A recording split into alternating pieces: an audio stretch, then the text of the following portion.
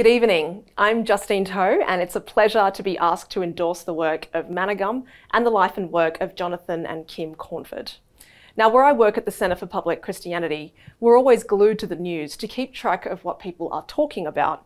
And over the last couple of years, two stories have proved the bread and butter of our daily news media. That's the rising cost of living and the crisis of housing affordability in Australia.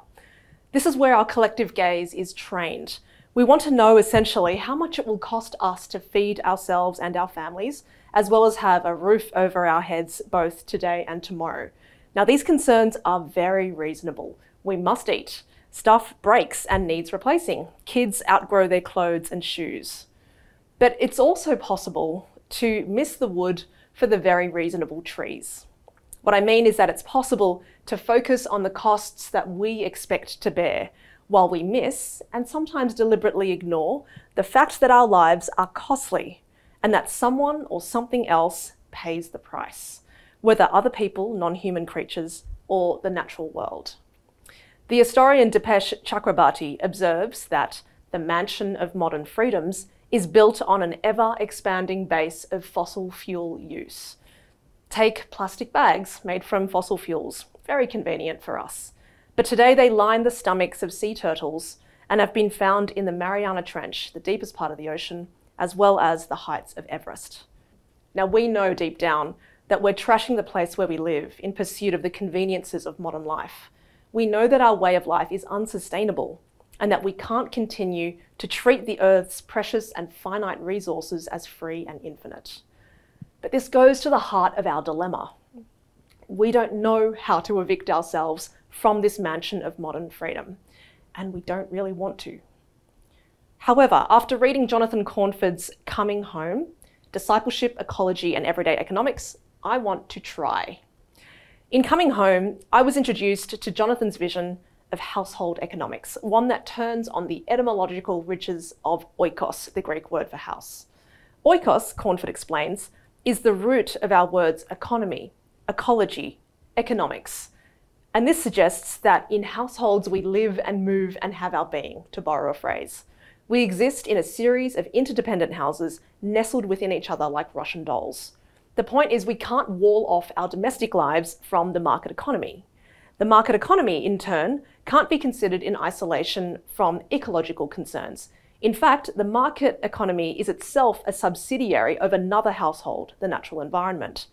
And all these houses are contained within what agrarian writer Wendell Berry calls the kingdom of God, the great economy. So this is a vision that reminds us that we're always in God's house, the house of creation, and how we run all the other households must answer ultimately to Him. This vision of household economics recognizes more than whose house this is. It also recognizes that we share the world with multiple human and non-human creatures, and reminds us we need to be better housemates, the kind who don't hoard common resources and fail to clean up after ourselves. Our tendency to be lousy housemates is partly why some have proposed our geological epoch should be called the Anthropocene, to describe the time when human activity has significantly impacted the planet's resources. But as some have said, rightly, our impacts have less to do with being human and more to do with ways of being human. Ways of being human that are extractive, that fail to reckon with the costliness of life, that fail to steward shared resources. These are the problematic ways of being human that have got us into this mess. But Jonathan and Kim and the ministry of Manna Gum represent an alternative, a different way of being human. One that recognises that the Christian faith is thoroughly concerned with material life. One that fully reckons with the cost of our lives, frequently borne by others. One that seeks to honour that costliness of life by being responsible members of all the households to which we belong. This is a call to live simply and tread lightly on the earth, which, if we're honest, will require much more from us than dutifully sorting our recycling from our rubbish. I think of Jonathan as that voice in the wilderness of suburban shopping malls, calling us to reorder our time, to radically rein in our spending, to live within limits, to swap chronic exhaustion from the rat race for a life spent investing in each other rather than buying stuff. This is more than an alternative way of being human. It's a humane way of being human. Stanley Hauerwas and William Willimon once said the church is called to be an alternative polis, a people not going with the flow of the secular mainstream, but modelling a different way of life, organised around different objects of love. Now, we know how the early church became that alternative polis.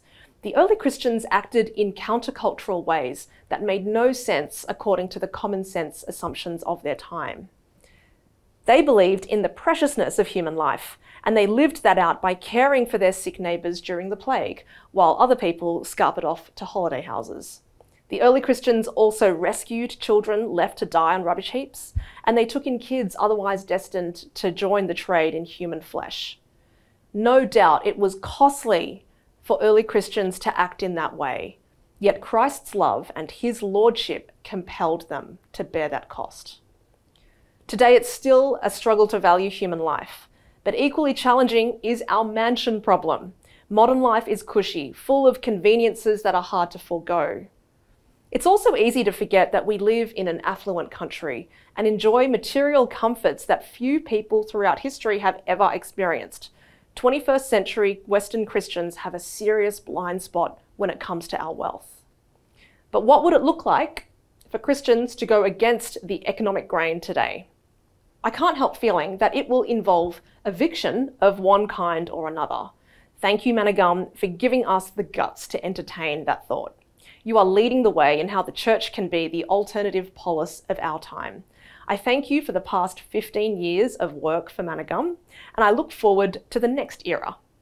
Speaking for myself, but truly for all God's people, I need you, Jonathan and Kim, and the team at Manna Gum to remind me of what the Apostle Paul wrote to the Roman Church, to not be conformed to the pattern of this world, but be transformed. And that true and proper worship means offering our bodies as living sacrifices. If over the years you continue to expand our imaginations of what that means for ourselves, our lives, our households, and our wallets, then you will have done a seriously good work for God and all his houses. I pray for your every success in this endeavour. Thank you.